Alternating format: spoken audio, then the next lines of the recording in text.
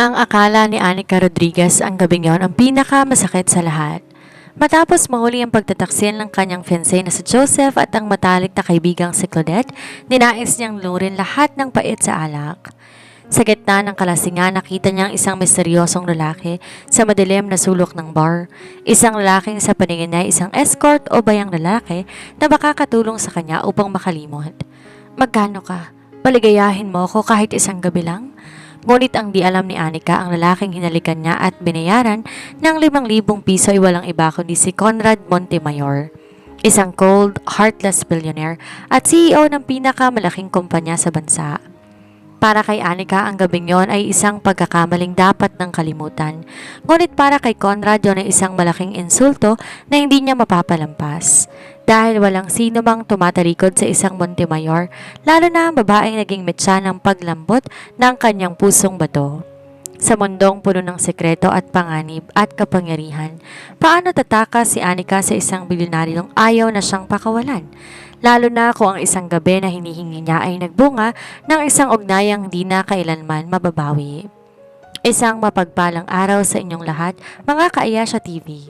Muli, tayo magsasama-sama para sa isang kwentong magpapabilis ng inyong tibok ng puso at magpapatulo ng inyong mga luha. Ang kwento ngayong araw ay tungkol sa pagkakamali, paghihigante at ang di inaasahang pag-ibig na binuo ng tadhana. Handa na ba kayong kilalanin ang lalaking tila bato ang puso, ngunit luluhod sa ngalan ng pag-ibig? At ang babaeng sa gitna ng pait ng panloloko ay makakahanap ng kanyang matamis na forever. Ako ang inyong narrator, Miss Sandra, at itong bago nating serya na tiyak tatatak sa inyong mga puso. Sapat na nga bang pag-ibig para ayusin isang ugnayang nagsimula sa maling akala? O mas mananaig ang panganib na dala na nakaraan? Huwag kayong aalis mga ka-Ayasha TV dahil sisimulan na natin. Ang gabi sa Makati ay punong-puno ng makukulay na ilaw, ngunit para kay Anica Rodriguez ang buong mundo tila naging kulay abo. Hawak niya isang maliit na velvet box sa kanyang bag, isang regalo sana para sa kanilang 3 anibersaryo ni Joseph. Plano niyang sorpresahin ng fiancé sa kanilang condo unit, ngunit siya ang nasorpresa. Hindi niya kailanman inakala na ang susing hawak niya ay magbubukas sa pintuan ng impyerno. Joseph, dahan-dahan lang. Ang boses na iyon, hindi kailanman magkakamali si Anica. Kay Claudette yon, ang babaeng tinuturing niyang kapatid. At ang mga ungol na sumasagot dito, yon ang boses ng lalaking pinangarap niyang makasama habang buhay. Parang bombang sumabog ang puso ni Anica. Hindi siya sumigaw, hindi siya nag-eskandalo sa halip, dahan-dahan niyang sinara ang pinto habang ang kanyang mga luha ay parang waterfall na bumabagsak sa kanyang pisngi. Ang sakit ay higit pa sa hiwa ng patalim, ito'y tila unti-unting pagdurog sa kanyang pagkatao. Dinala siya ng kanyang mga paa sa Vanta Black Bar, isang exclusive establishment para sa mga elite. Di niya alintan ang ulan na tumatama sa kanyang balat. Basang-basa ang kanyang mamahaling dress, ngunit ang mas basa ay ang kanyang mga mata. Isang bote ng pinakamatapang na whiskey. Utos niya sa bartender, pakaupo sa stool. Ma'am, baka hindi niyo po kaya... Sabi ko, isang bote, singhal ni Anica. Ang mabait at mahinhin na Anica ay pansamantalang naglaho. Pinalitan na isang babaeng punong-puno ng puot. Isang baso, 2, 3, habang tumatagal ang paningin niya ay lumalabo. Ngunit ang galit sa kanyang dibdib lalong nag-aalab. Gusto niyang gumante. Gusto niyang ipakita kay Joseph na hindi siya kawalan. Sa gitna ng kanyang kalasingan, napako ang kanyang tingin sa isang sulok ng VIP lounge.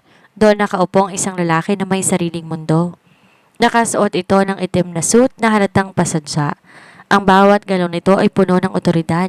Matangos ang ilong, manipis ang labi, at may mga matang tila kayang basahin ng iyong kaluluwa. Siguro isa siyang escort, bulong ni Anica sa sarili habang pasuray-suray na lumalapit sa lalaki. Sa gwapo niyang yan, sigurado, marami siyang napapaligayang babae. Bakit hindi ako? Uminto si Anica sa harap ng lalaki. Naamoy niya mamahaling pabango nito na humalo sa amoy ng alak at tabako. Isang amoy na mapanganib pero nakakaakit. Magkano ka? Diretsahang tanong ni Anica sabay haplo sa kwelyo ng lalaki. Bahagyang natigilan ang lalaki sa pag-inom ng kanyang brandy. Tumingin to kay Anika ng may malamig na ekspresyon. Ito ay si Conrad Montemayor, ang bilyonaryong kinatatakutan sa boardroom at pinapangarap sa bedroom. Ngunit kilala sa pagiging mailap at walang puso. Excuse me? Baritono at malalim ang boses nito. Sabi ko, magkano ang presyo para sa isang gabi? Nakangising asar ni Anika kahit ang totoo umiikot ng paligid niya. Kahit magkano babayaran kita, gusto ko lang makalimutan ng hayop na fiancé ko. Paligayahin mo ko, mister, kahit ngayong gabi lang. Naningkit ang mga mata ni Conrad. Sa buong buhay niya, walang nangahas alokin siya ng pera kapalit ng kanyang oras, lalo na ang kanyang katawan. Ngunit bago siya makasagot ng matalas, tuluyan nang nawala ng balanse si Anika. Mabilis pa sa 4:00, nasalo siya ni Conrad. Bumagsak ang ulo ni Anika sa matigas at malapad na dibdib ng bilyonaryo. Damn it! Bulong ni Conrad. Ramdam niyang init ng katawan ng dalaga at ang bango nito na humahalo sa amoy ng alak. Dapat sana tinatawag niyang security para ilabas ang babaeng to. Pero nang makita niya ang bakas ng luha sa pisngi ni Anika, may kung anong pisi sa puso ni Conrad ang biglang napatid. You want to play, little girl? Wika ni Conrad habang buhat-buhat ang dalaga na parang isang bride. Sige, pagbibigyan kita. Pero siguraduhin mo na kaya mong panindigan ang hinihingi mo dahil hindi ako marunong magpakawala ng pag-aari ko. Sa gabing iyon, sa gitna ng ulan at kalasingan, hindi alam ni Anika na binuksan niya ang pintuan para sa isang lalaking hindi lang kukuha sa kanyang sakit, kundi kukuha rin sa kanyang kalayaan.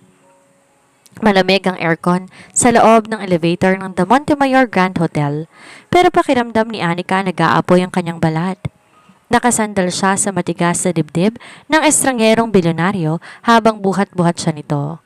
Sa kanyang paningin, tila umiikot ang kisame at ang tanging anchor niya ay ang matitigas na bisig na nakapulupot sa kanya. Nandito na tayo, boses baritono ni Conrad nang bumukas ang pinto ng kanyang pribadong penthouse suite. Binaba niya si Anika sa isang malambot at higanteng kama na kulay abo at itim. Ang bango ng silid, amoy mamahaling leather at sandalwood, ang amoy ni Conrad. Water, ungol ni Anika habang pilit iminumulat ang mga mata. Gusto ko pa ng alak? You've had enough, miss? Seryosong sagot ni Conrad. Nilawagan niya ang kanyang korbata at tinapon yon sa sofa. Pinagmasdan niya ang dalaga, magulo ang buhok nito, lagaslas ang maskara sa ilalim ng mga mata, pero hindi maitatago ang natural nitong ganda. Muli, bumalik sa isip ni Anika ang imahe ni na Joseph at Claudette. Ang sakit ay tila isang kagat ng linta na ayaw bumitaw. Bigla siyang bumangon, hinila ang laylayan ng polo ni Conrad. Sabi ko, bayaran kita, di ba? Ulyaw ni Anika. Ang boses ay puno ng desperasyon at pait. Gawin mo na ang trabaho mo. Halikan mo ko, iparamdam mo sa akin na kanais-nais pa ako. Please? Kumunot ang noo ni Conrad. Inaakala mo ba talaga na bayaran akong lalaki? Bakit kulang ba ang pera ko? Natatawang umiiyak si Anika habang kinakalkal ang kanyang bag. Architect ako, may pera ako. Sabihin mo lang kung magkano? Isang mapanganib na kislap ang dumaan sa mga mata ni Conrad. Sa boardroom, sapat ng isang tingin niya para manginig ang mga katransaksyon niya. Pero ang babaeng to hinahamon ng kanyang pagkalalaki sa paraang hindi niya inaasahan. Masyadong mahal ang presyo ko, Anika. Bulong ni Conrad habang unti-unting lumalapit ang kanyang mukha sa dalaga. Baka hindi mo ako kayang bayaran. Subukan mo ako, hamon ni Anika. Sa isang iglap, sinakop ni Conrad ang mga labi ni Anika. Hindi ito malambot. Ito ay isang halik na puno ng pag-angkin at babala. Gusto niyang parusahan ng dalaga sa pang-iinsulto sa kanya, pero habang tumatagal ang halik, tila siyang napaparusahan. Ang tamis ng labi ni Anika ay parang gamot sa matagal niya ng pagiging manhid. Para kay Anika, ang halik na iyon ay ang kanyang lakas sa realidad. Sa bawat haplos ni Conrad, tila nabuburang alaala ng pagtataksil ni Joseph. Nakalimutan niya ang sakit. Ang tanging naramdaman niya ay ang init ng balat ng lalaki na inakala niyang estranghero lang. Once I start, I won't stop, babala ni Conrad. Ang kanyang boses ay paos sa pagnanasa. Sigurado ka ba rito? Tumingin si Anika sa mga mata ni Conrad, mga matang tila nangangako ng proteksyon sa gitna ng panganib. Oo, gawin mo kung iyo, kahit ngayong gabi lang. Hindi alam ni Anika ng isang gabi na hinihingi niya ay ang simula na isang habang buhay na pagkakatali sa lalaking pinaka-kinatatakutan sa mundo ng negosyo. At ang lalaking to hindi marunong mag-share, di marunong magpakawala. Nang gabing yon sa gitna ng mga mawahaling sutla at madilim na silid, sinuko ni Anika ang lahat sa isang lalaking ang tanging alam ay ang pangalang inakala niyang escort, si Conrad Montemayor. Ang bawat hininga sa loob ng silid tila nagiging apoy. Sa ilalim ng malalabo at madadilim na ilaw ng penthouse, tanging tunog ng ulan sa labas at ang pintig ng kanilang mga puso ang naririnig. Para kay Anika ang lahat ay tila isang panaginip. Ang mga haplos ni Conrad ay hindi katulad ng kay Joseph na laging magmamadali at tila obligasyon lang. Kay Conrad, bawat dampi ng balat may kasamang otoridad at kakaibang ingat. Tila ba isa siyang mamahaling sining na hindi dapat mabura. Sino ka ba talaga? Mahinang tanong ni Anika habang nakatitig sa mga matang tila ginto sa dilim. Ang lalaking binayaran mo para kalimutan ng mundo? Sagot ni Conrad sa kanyang paos na boses. Di na sumagot si Anika. Hinila niya ang batok ng lalaki para muling paglapitin ang kanilang mga labi. Sa sandaling yon, wala nang arkitektong si Anika Rodriguez na niloko ng fiancé. Wala nang bilyonaryong si Conrad Montemayor na kinatatakutan ng lahat. Ang tanging naroroon ay dalawang kaluluwa na naghahanap ng init sa gitna ng malamig na gabi. Ang bawat haplos ni Conrad sa kanyang katawan nagiiwan ng marka hindi lang sa balat kundi sa kanyang sistema. Ramdam ni Anika ang kapangyarihan sa bawat galaw ng lalaki. Kahit lasing siya, alam niya, hindi ordinaryong taong kasama niya. Ang paraan ng pag-angkin nito sa kanya ay tila ba sinasabi nito na sa kanya na siya magpakailanman. Conrad, ang unang beses na binanggit niya ang pangalan nito. Say it again, utos nito, habang ang mga kamay marahang tinutunton ang kurba ng katawan ni Anika. Conrad, ulit niya at kasabay nito ang pag-aron ng emosyon na hindi niya maipaliwanag. Hindi to basta pagtakas lamang, may kung anong koneksyon na tila ba noon pa sila ay tinadhana na magtagpo sa madilim na sulok ng bar na iyon. Nang gabing yon, walang itinira si Conrad. Pinaranas niya kay Anika ang langit na hindi nito kailanman naramdaman sa piring ni Joseph.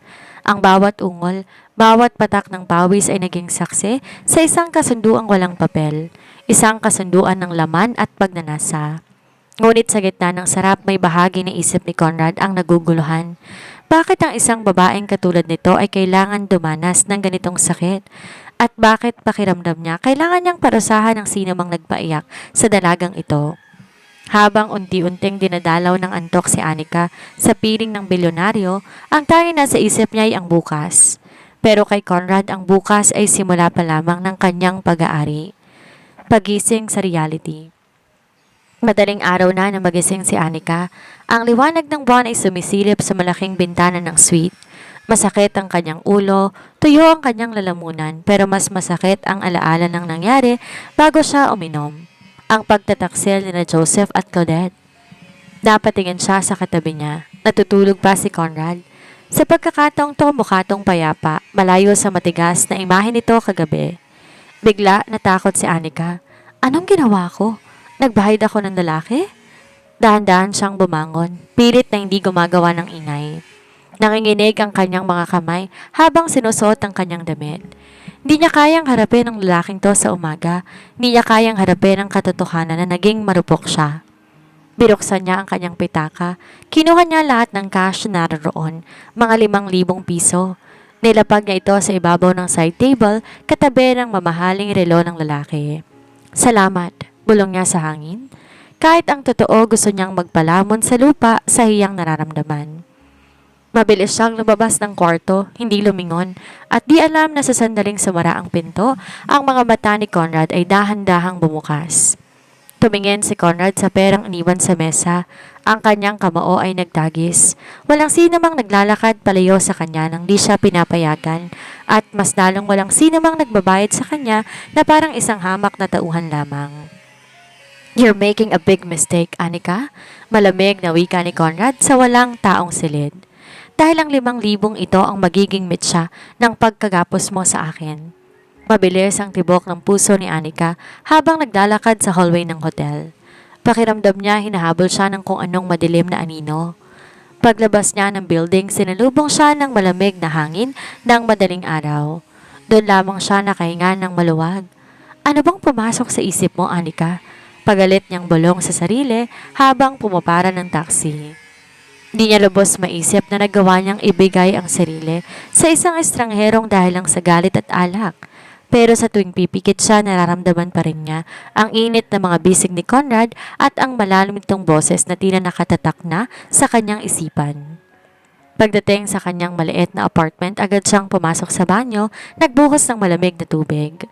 Gusto niyang hugasan lahat. Ang sakit ng panloloko ni Joseph, ang kahihiyang ginawa niya sa hotel. Ngunit kahit anong kuskus niya sa kanyang balat, tila hindi mabura ang sensasyon ng gabing yon.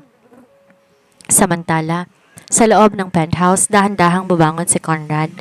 Umupo siya sa gilid ng kama at tiningnan ang 5,000 pisong papel na naiwan sa side table.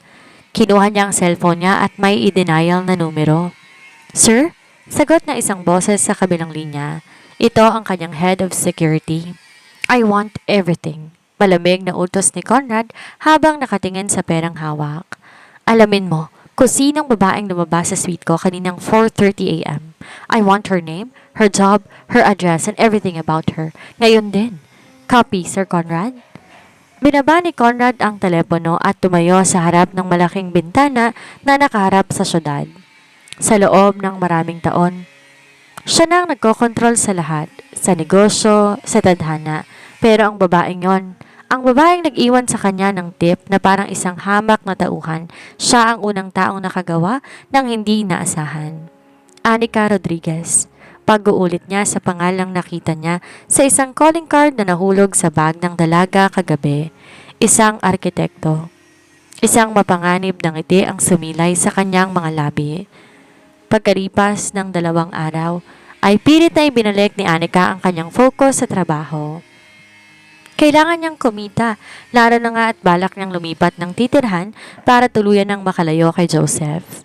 "Anika, may magandang balita?" Bungad ng kanyang boss sa firm.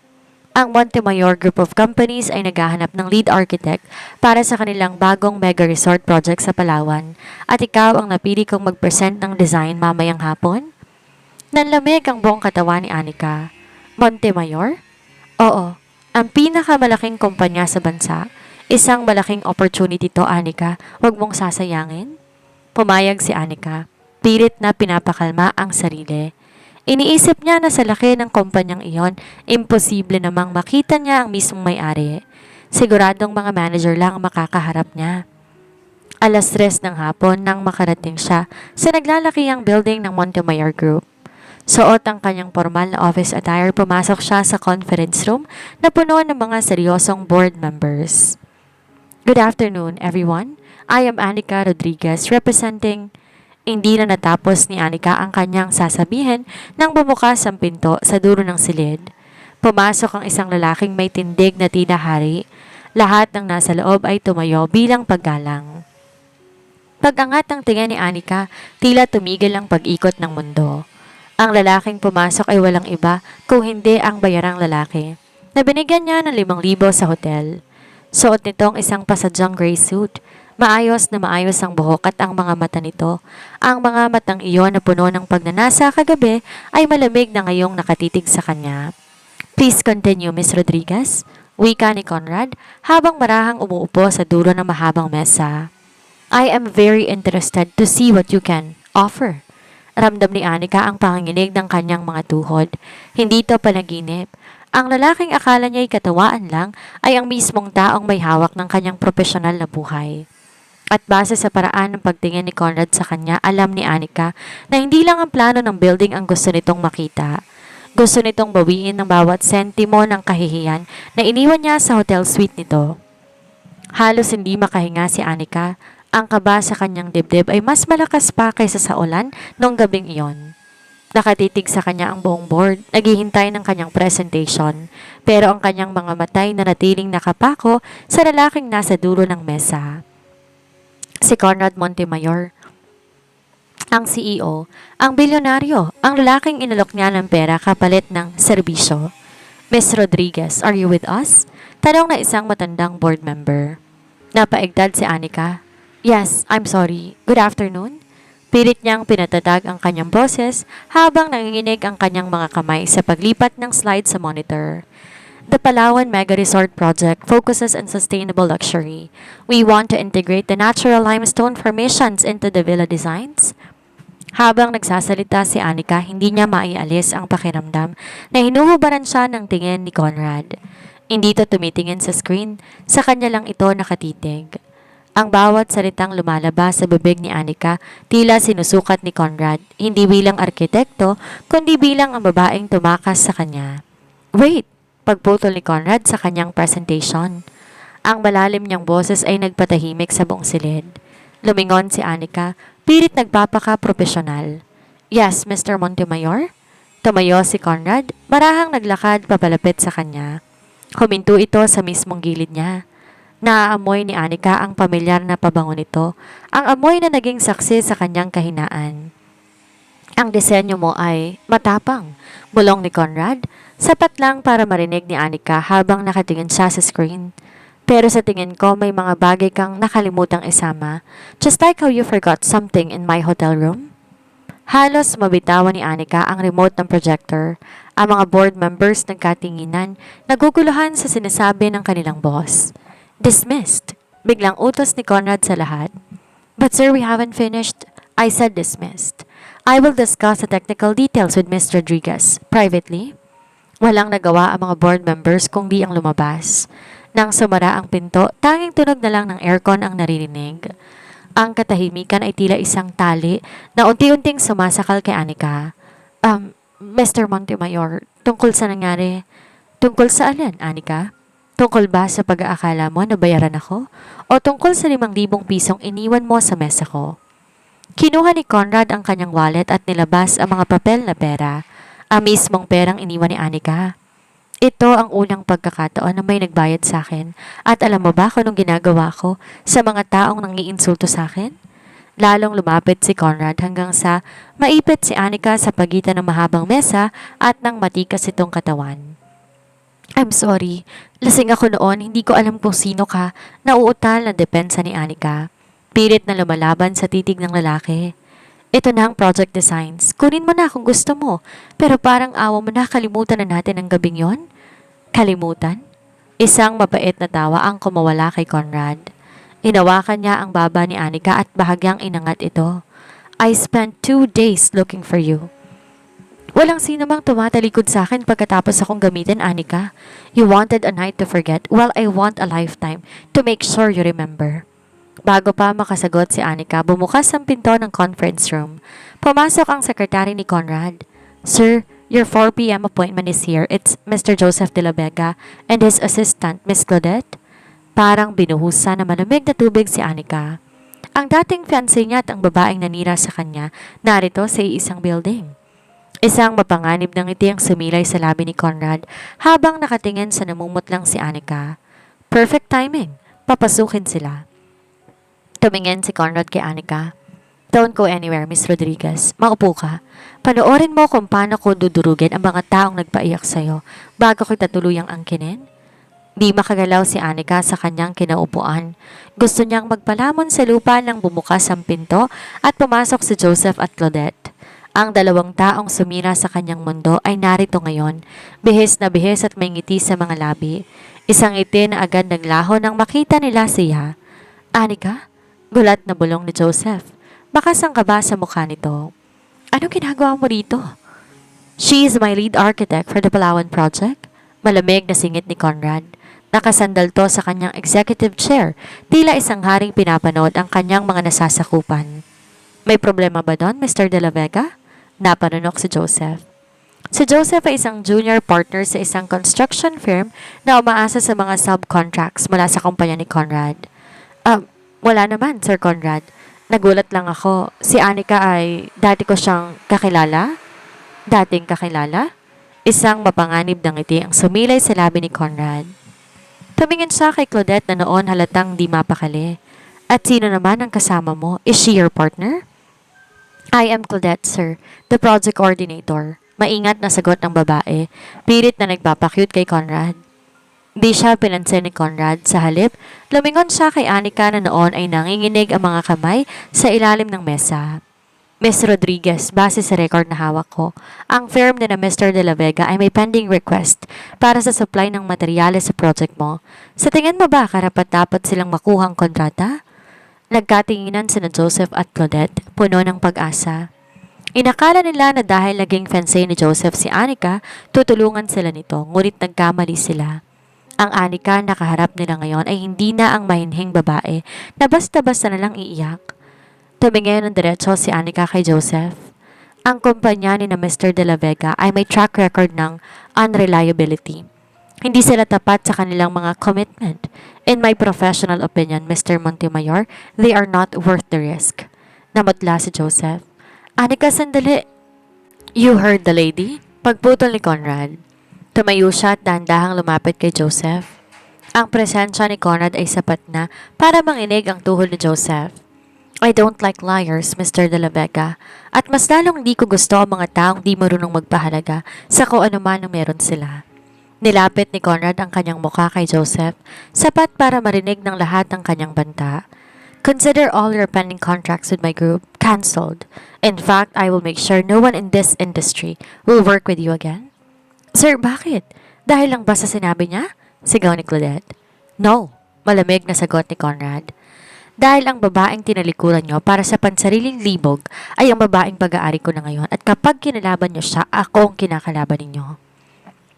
Pinatawag ni Conrad ang security at pinalabas ang dalawa na tila mga basang CCO. Nang silang dalawa na lang ni Anika ang natira, ang tensyon sa silid muling bumigat. Bakit mo ginawa yon? Tanong ni Anika, hindi makapaniwala. I told you, I protect what's mine. Sagot ni Conrad habang hinahawakan ng pisngi ni Anika. At wag mong isiping tapos na tayo. Ang pagdurog sa kanila simula pa lang. Ngayon, pag-uusapan naman natin ang bayad mo sa akin. Anong bayad? The 5,000 pesos was an insult, Anika. Bulong ni Conrad. Ang kanyang labi malapit na sa tenga ng dalaga. Gusto ko na higit pa doon. I want your time. Your presence. I want you to live in my penthouse habang ginagawa ang project na to. Isang maling galaw mo at sisiguraduhin ko, pati firm mo mawawala ng lisensya. Binablackmail mo ba ako? Galit na tanong ni Anika. No, ngiti ni Conrad. Inaangkin kita. Tila lalong naging maliit ang malawak na opisina ni Conrad dahil sa kanyang deklarasyon. Di makapaniwala si Anika na sa isang iglap mula sa pagiging biktima ng panloloko ay naging pag-aari siya ng isang bilyonaryong hindi niya naman talaga kilala. Hindi mo pwedeng gawin sa akin to, Conrad? Matapang na sabi ni Anika, kahit ang totoo nanginginig ang kanyang kalooban. Hindi ako isang property na po pwedeng mabili o maangkin. Isang tipid ng ngiti ang sumilay sa labi ni Conrad. Inayos niya ang kanyang korbata at tumakbang papalapit. Sa mundong kinagagalawan ko, Anika, ang lahat ay may presyo. At ikaw? Ikaw mismo ang nagtakda ng presyo mo ng gabing yon sa hotel. Dahil lasing ako. Dahil nasasaktan ako, sigaw ni Anika. Kahit na, malamig na tugon ni Conrad. Ang mahalaga tinanggap ko ang bayad at ang kontratang yan, hindi basta-basta yan napapansin. Ngayon, bilang employee at architect ng Montemayor Group, ay kailangan kitang mabantayan ng maigi. Ayoko magkaroon ng distractions ang lead architect ko. Pinilit ni Anikang tumalikod para lumabas pero bago pa niya mahawakan ng doorknob, mabilis na humarang si Conrad. Ang kanyang malalaking kamay nakatukod sa pinto, kinukulong ang dalaga. Saan ka pupunta? Hindi pa tayo tapos mag-usap? Bulong nito. Uuwi na ako. Tapos na ang presentation? Sagot ni Anika. Di makatingin ng diretsyo dahil sa sobrang lapit ng kanilang mga katawan.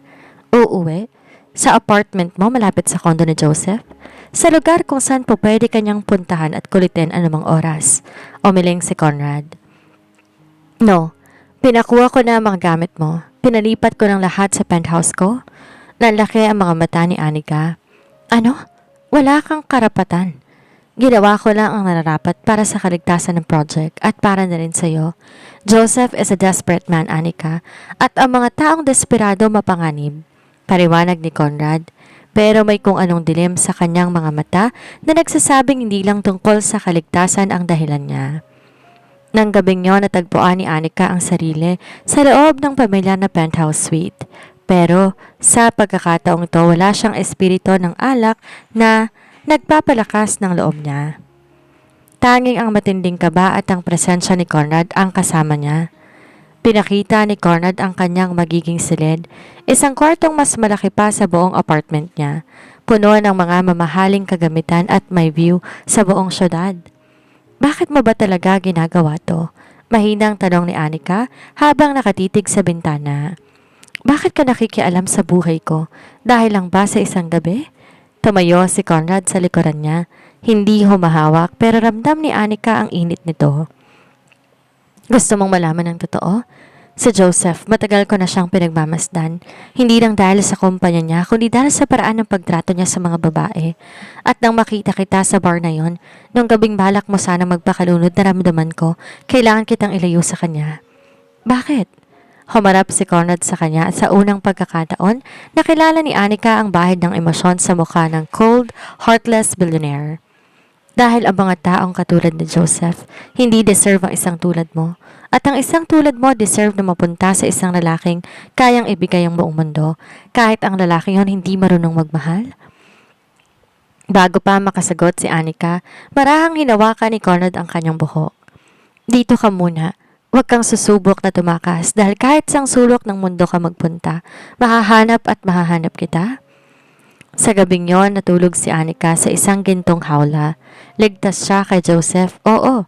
Pero ang tanong, sino magliligtas sa kanya kay Conrad Montemayor? Isang linggo nang nakalilipas mula nang sapiritang manirahan si Anika sa penthouse ni Conrad. Sa loob ng 7 araw na yon, unti-unti, nakita ni Anika ang kabilang mukha ng bilyonaryo. Sa umaga, siya ang kinatatakutang CEO.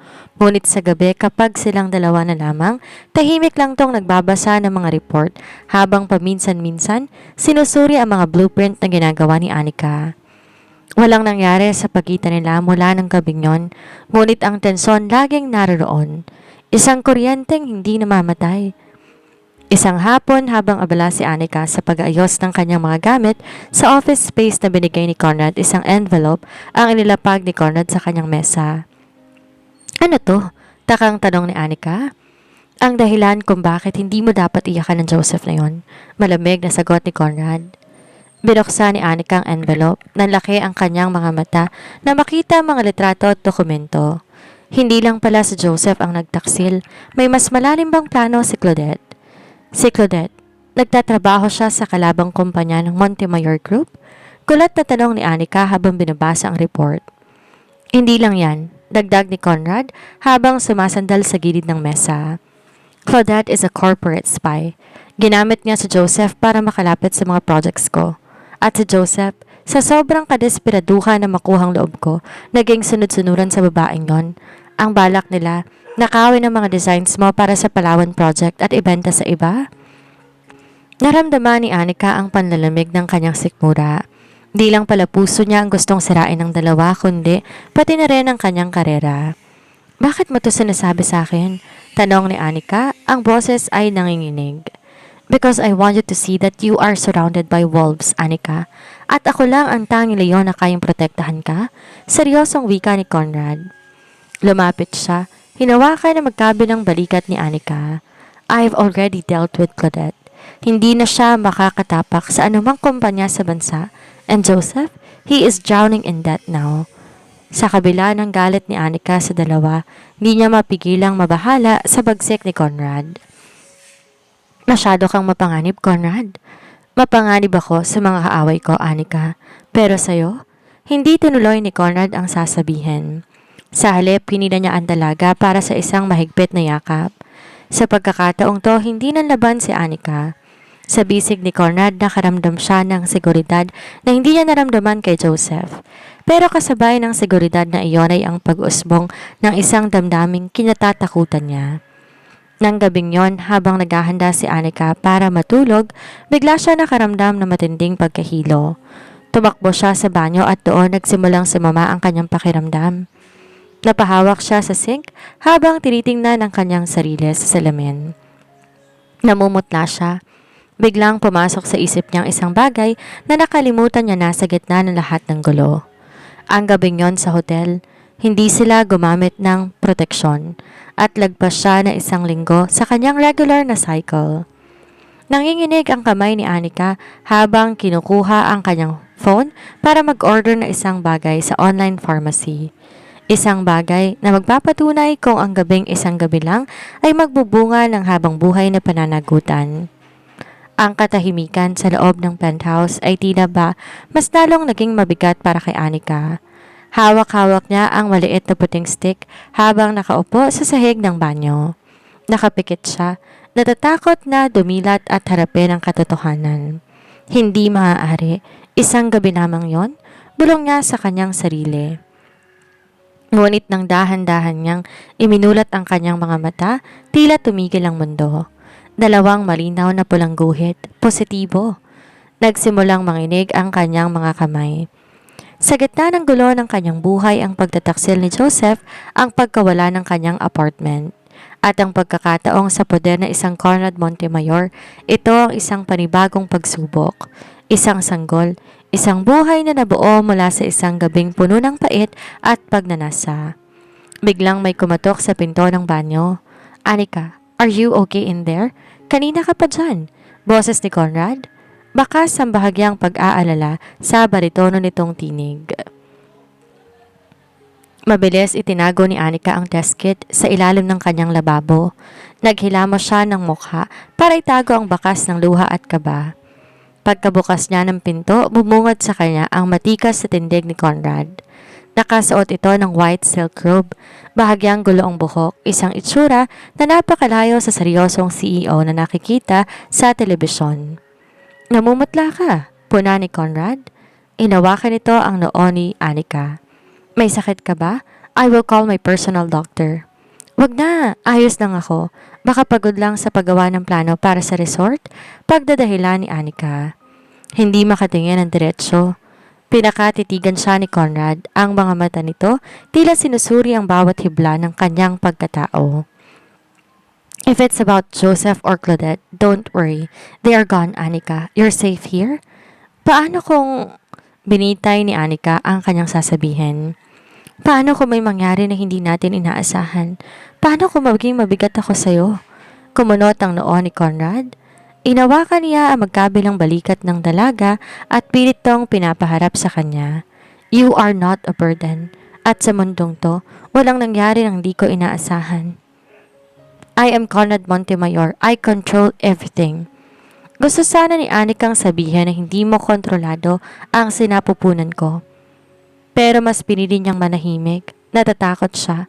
Natatakot siya na baka kunin lang ni Conrad ang bata at itaboy siya o kaya naman pilitin siyang manatili hindi dahil mahal siya. Kung hindi, dahil sa obligasyon.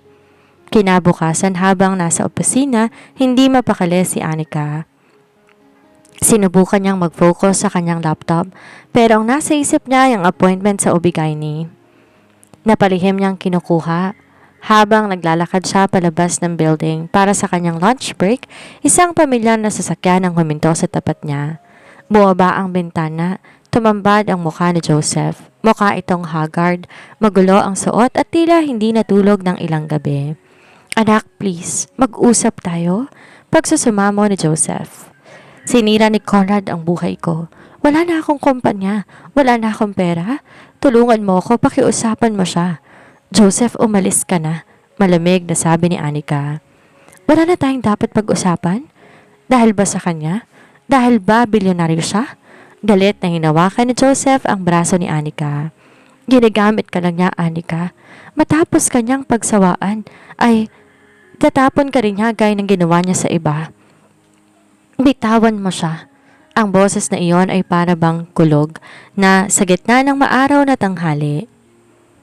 Mula sa kanyang black SUV, lumabas si Conrad kasama ng kanyang mga bodyguard. Ang aura nito ay nakakamatay. Mabilis na binitawan ni Joseph si Anika. Conrad? Hindi siya pinansin ni Conrad. Sa halip, lumapit to kay Anika at protektado na inakbayan ang dalaga. I told you to stay away from her, Joseph. Now you've crossed the line. Conrad, please, wag dito. Pakiusap ni Anika. Ramdam niya ang muling pagbabaliktad ng kanyang sikmura dahil sa stress. Napansin ni Conrad ang pamumutla ni Anika. Bring him to the precinct. I want a restraining order filed today. Utos niya sa kanyang mga tauhan. Bago hinarap si Anika. Are you hurt? Anong ginawa niya sa'yo? Sa sobrang halo-halong emosyon, takot, galit, at ang sekretong dala-dala niya, hindi na nakayanan ni Anika. Tuluyan ang nagdilim ang kanyang paningin. Anika! Ang huling narinig niya ay ang nababahalang sigaw ni Conrad bago siya tuluyang nawala ng malay. Dinala siya ni Conrad sa pinakamalapit na ospital. Doon, sa harap na nag-aalalang bilyonaryo, ang sekretong pilit tinatago ni Anika ay tuluyan ng mabubunyag. Malamig ang paligid, amoy gamot nang magmulat ng mata si Anika. Ang puting kisame ng VIP room ng ospital ang bumungad sa kanya. Agad siyang napahawak sa kanyang tiyan habang pilit na inaalala ang nangyari. Gising ka na. Lumingon siya sa paligid. Doon sa isang leather armchair, nakaupo si Conrad. Tanggal na ang kanyang kurbata at nakatupi ang mangga sa kanyang polo. Mukha itong pagod, ngunit ang kanyang mga mata nananatiling matalas at sa pagkakataong to, may halong kakaibang kistap na hindi maipaliwanag ni Anika. Conrad, anong sabi ng doktor? Kabang tanong ni Anika. Tumayo si Conrad. Dahan-dahang lumapit sa kama. Kinuha niyang kamay ni Anika at hinawakan to ng mahigpit. Bakit di mo sinabi sa akin? Naitikom ni Anika ang kanyang bibig. Ang mga luhay nagsimulang mamuo sa kanyang mga mata. Natatakot ako. Baka kasi isipin mo ginagamit kita. Isang gabi lang yon, Conrad, hindi ko sinasadya. Hindi mo sinasadya? Isang tipid ng ngiti ang sumilay sa labi ni Conrad. Ngunit hindi ito mapang-asar. Anika, I am a businessman.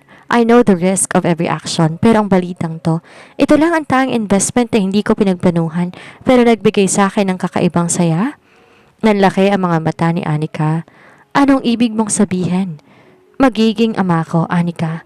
Bulong ni Conrad. Nilapit niya ang kanyang mukha sa mukha ng dalaga. And let me make this very clear. Walang anak ng isang Montemayor ang lalaki sa labas sa isang pamilya. At walang babaeng nagdadala ng anak ko ang mananatiling architect ko lang. Anong balak mo? We're getting married. Deklarasyon ni Conrad. Ano? Hindi maaari, hindi tayo nagmamahalan, Conrad. Ang kasal hindi laro, hindi mo ako pwedeng pakasalan dahil lang sa bata. Protesta ni Anika. Naramdaman ni Anika ang mainit na hininga nito. Maybe I don't know how to love the way others do. Lumapit palalo si Conrad hanggang sa, pero alam mo kung paano mag-alaga. Alam ko kung paano protektahan ang akin at simula sa araw na to, ikaw at ang batang yan magiging prioridad ko. Hindi ka na babalikan ni Joseph at hindi ka na mag-iisa. Conrad, ayaw mo man o hindi, magiging asawa kita. I will give you the grandest wedding, the safest home, and everything you've ever dreamed of. But in return, hinaplos ni Conrad ang pisngi ni Anika. You will stay by my side forever. Sa kabila ng pagiging mapang-utos ni Conrad, naramdaman ni Anika ang katapatan sa mga salita nito. Ang lalaking inakala niyang walang puso ay handang buksan ang kanyang mundo para sa kanya at sa kanilang anak. Ngunit habang nagpaplano si Conrad para sa kanilang kinabukasan, sa madilim na sulok na isang lumang bodega, nagngingit-ngit sa galit si Joseph. Kasama nito si Claudette na mukhang desperada na rin. Hindi po pwedeng mapunta sa kanyang lahat, Joseph, sigaw ni Claudette. Dahil sa babaeng yan, wala na tayong career. Kailangan nating bawiin ang dapat ay sa atin? Anong balak mo? Tanong ni Joseph. Kung hindi mapapasatin ang pera ni Conrad, sisiguraduhin natin. Mawawala sa kanya ang kaisa-isang bagay na pinahahalagahan niya ngayon. May masamang balak ng ngiti ni Claudette habang tinitingnan ang litrato ni Anika sa kanyang phone. Si Anika. Hindi nila alam ang cold, heartless billionaire ay nagiging mas mapanganib kapag may kailangan protektahan. Ang laruan ng kapangyarihan at pag-ibig ay pagpunta na sa rurok nito. Naging abala ang mga sumunod na araw para sa paghahanda ng kasal. Pero sa kabila ng karangyaan, hindi mapakali si Anika. Pakiramdam niya may mga matang nakamasid sa bawat galaw niya. Si Conrad sa kabilang banda, mas lalo naging protektado.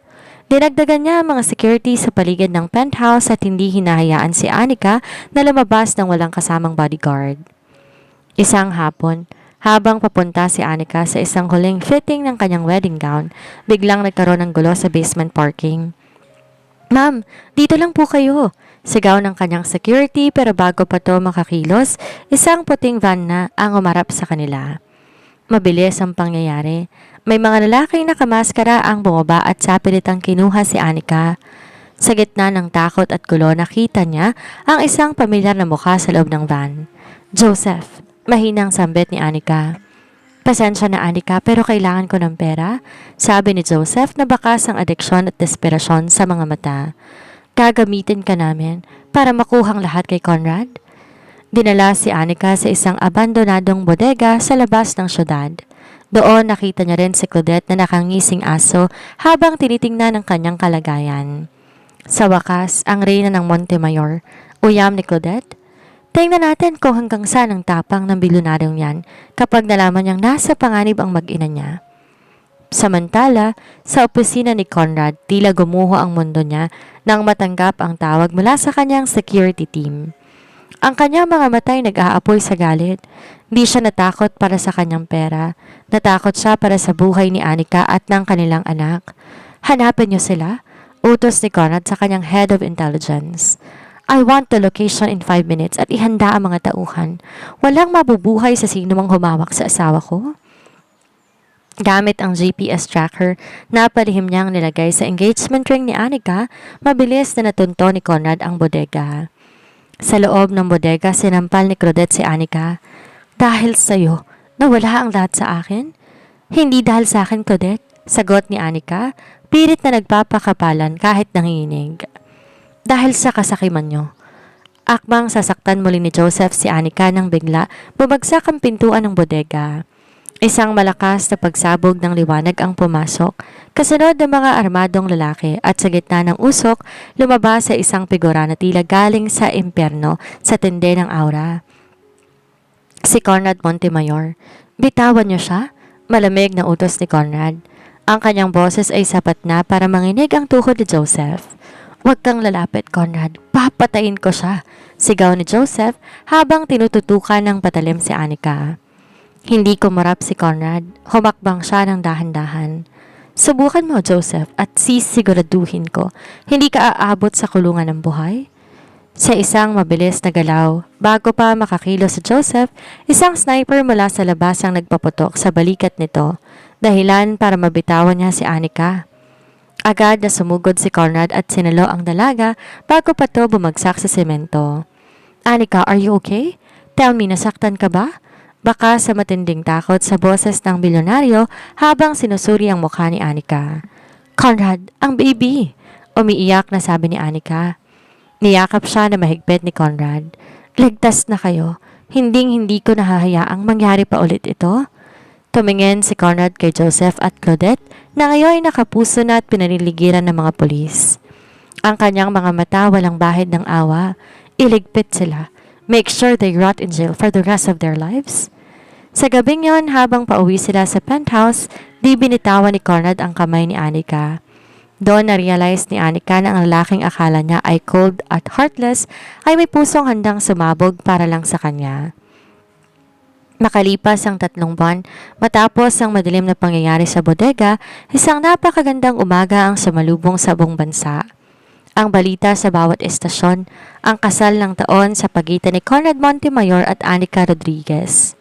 Ang simbahan na pupuno ng mga puting bulaklak at lunti ang dekorasyon, sumisimbolo sa bagong simula. Habang tumutunog ang wedding march, dahan-dahang bumukas ang malaking pinto ng katedral. Doon tumambad ay isang napakagandang Anika.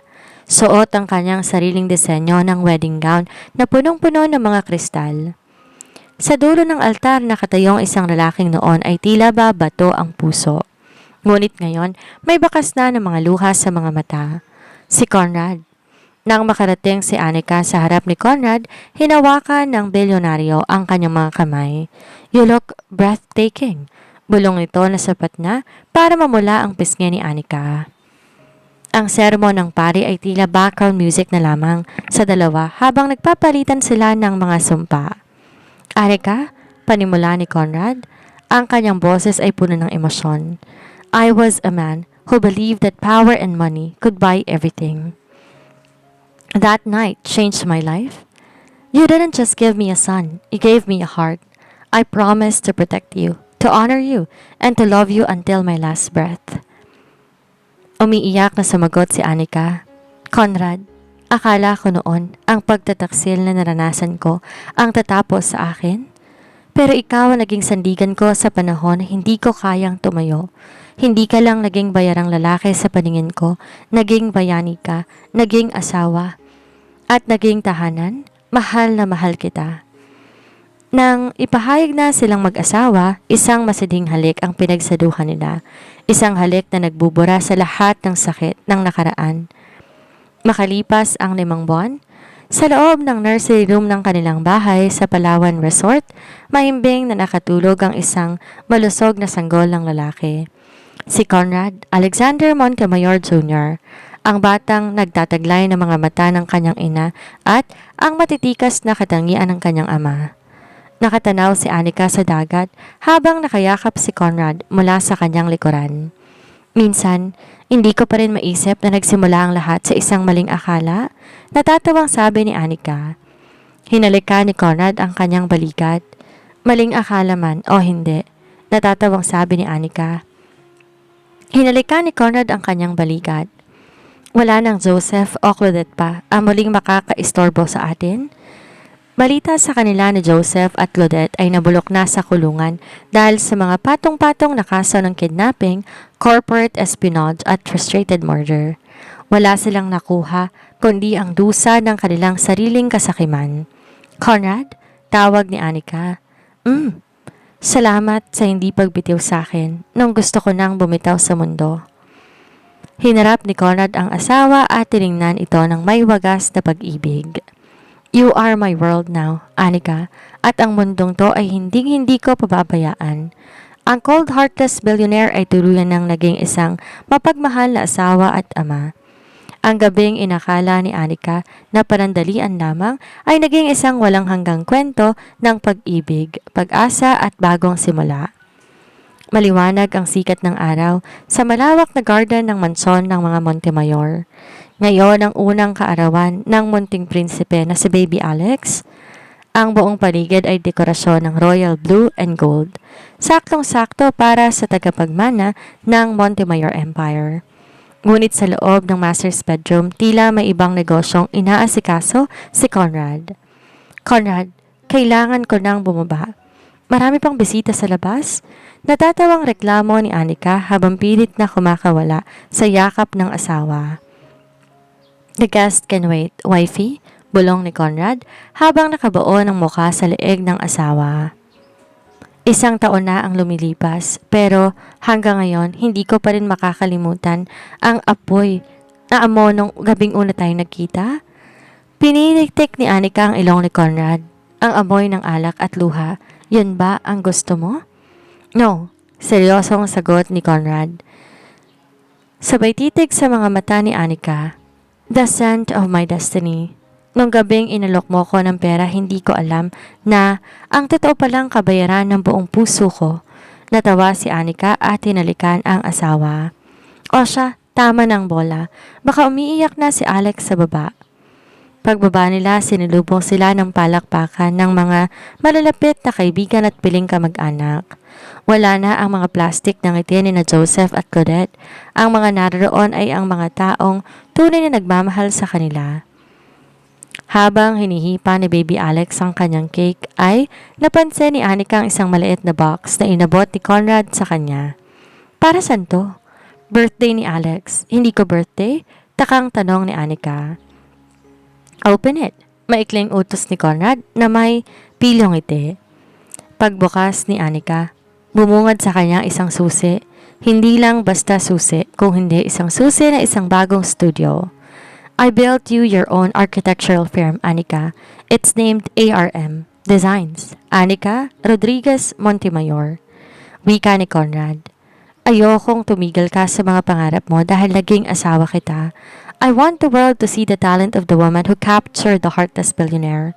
Napaiyak si Anika sa sobrang tuwa. Conrad, sobra-sobra na to.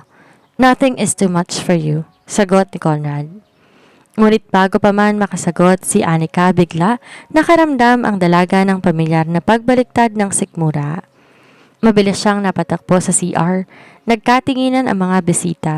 Si Conrad naman agad na sumunod. Ang muka ay may halo-halong kaba at pananabik. Paglabas ni Anika, may dala na siyang bagong test kit, isang bagay na lagi niyang tinatago sa kanyang bag just in case. Conrad, mahinang tawag ni Anika. Is it? Hindi makapaniwalang tanong ni Conrad.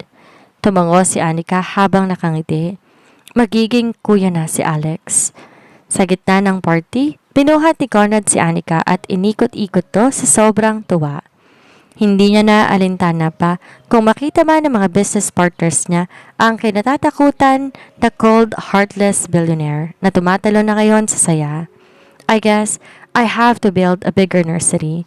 Natatawang sabi ni Conrad habang hinahalikan ng tiyan ni Anika. Doon nagtapos ang kanilang espesyal na araw. Isang pamilyang nagsimula sa isang pagkakamali, ngunit binuo ng wagas na pagmamahal at pag-aalaga. Kay Conrad Montemayor, ang pinakamagandang deal na nagawa niya sa buong buhay niya ay hindi ang pagtanggap ng 5,000 pisong tip ni Anika dahil ang nakuha niya ay isang kayamanan na hindi kailanman mapapalitan. At dito na nagtatapos ang makulay at madamdaming kwento ni Anika at Conrad. Minsan ang tadhana ay mapaglaro. Magsisimula tayo sa maling landas, sa maling tao o sa maling akala para lamang dalhin tayo sa lugar kung saan tayo tunay na kabilang. Sa pag-ibig, hindi mahalaga kung paano kayo nagsimula, kung hindi, kung paano nyo piniling manatili sa gitna ng bawat pagsubok. Sana nag-enjoy kayo at naging inspirasyon ang sering ito sa inyong lahat, mga ka-Ayesha TV. Ang kwento ni Anika at Conrad ay paalala na sa likod ng bawat sakit may naghihintay na bagong simula at sa likod ng bawat pusong bato may pag-ibig na naghihintay lamang na matuklasan. Muli, ako ang inyong lingkod at narrator, Miss Sandra. Maraming salamat sa inyong pakikinig at paglalaan ng oras sa ating munting kwentuhan. Huwag kalimutang i-like ang video na ito at mag-iwan ng inyong mga komento. Ano ang paborito ninyong eksena sa kwentong to? At kung di pa kayo bahagi ng ating pamilya, i-click na ang subscribe button at ang notification bell para lagi kayong updated sa ating mga susunod na kwentong pag-ibig. Hanggang sa muli, mga ka-Ayesha TV, paalam!